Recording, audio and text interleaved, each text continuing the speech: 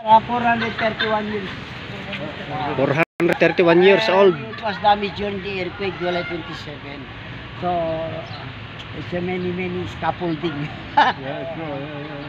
Yeah, the formula that we are inject is going from Italy. Ayan, 437 years old. So dito ginaganap yung mga karamihan sa mga pelikula ni FPJ nung siya ay nabubuhay pa. At yung famous bell tower ng Bantay, Ilocos Sur. Ayan. So sabi ng ating tour guide or ang ating caretaker dito ay yung bell tower daw ay na-damage din nung nag-earthquake. So yung dalawang bell ay bumagsak daw.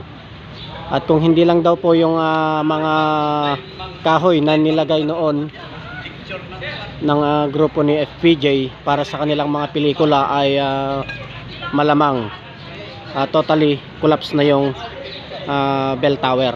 So kahit wala na si dating FPJ, dapat nating pasalamatan dahil kung hindi dahil sa kanya ay wala na yung bell tower. So dati daw yan ay pinapasok at napupuntahan sa taas, pero mula nung natanggal or nahulog yung bell tower ay di na nila pinapayagan yung mga sino mga gustong pumunta doon sa bell tower. Ayan.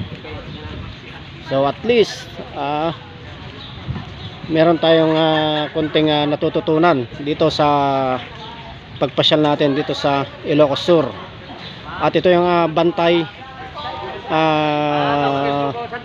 municipal or Bantay na bayan, no? Bayan ng Bantay, Ilocos Sur. Ayan, so pipicture sila lola at lolo. Ayan. At ito yung isa sa mga tourist dito. Ayan, si Sir Brendo Agunoy na nagmula pa sa bayan ng Rojas, Isabela. Ayan.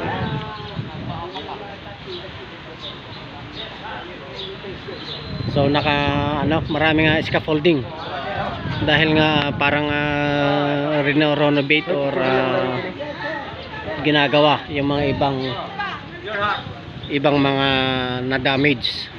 Ayun.